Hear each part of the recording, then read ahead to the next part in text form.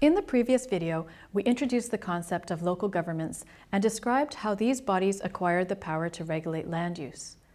The existence of a system of local governments empowered to regulate land use raises a thought-provoking question. Why do these regulatory controls exist? After all, planning controls and zoning regulations are frequently the subject of intense debate and often become contentious political issues. Viewed from a high-level perspective, the rationale for the existence of the regulatory system can be divided into two broad considerations. First, there are technical considerations, such as the government's desire to ensure that buildings are safe.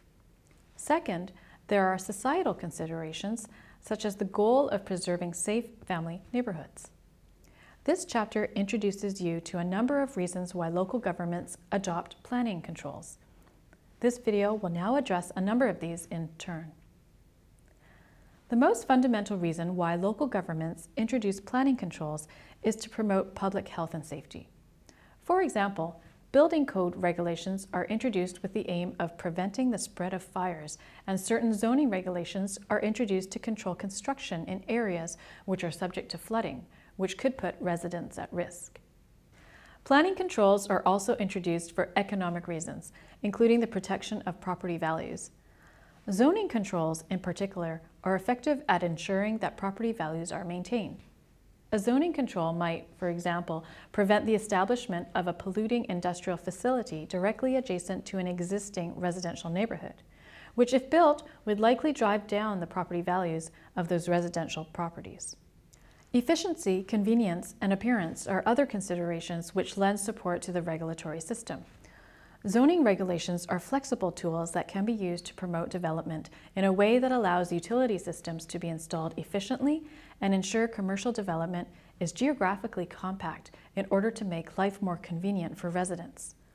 Also, by requiring certain levels of landscaping be maintained, zoning regulations enhance the visual appearance of a community.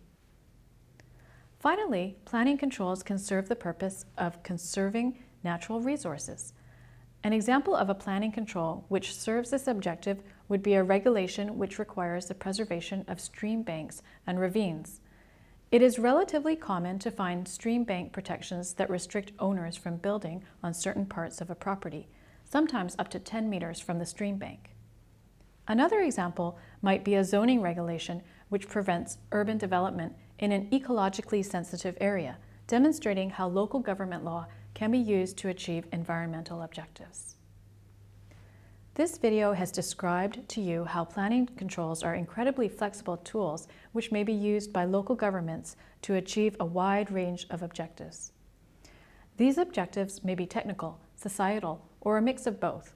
While local government controls and regulations are sometimes contentious, the objective which they seek to serve should always be kept in mind. I hope you enjoyed this video on the rationale for the land use regulatory system. Thank you for watching.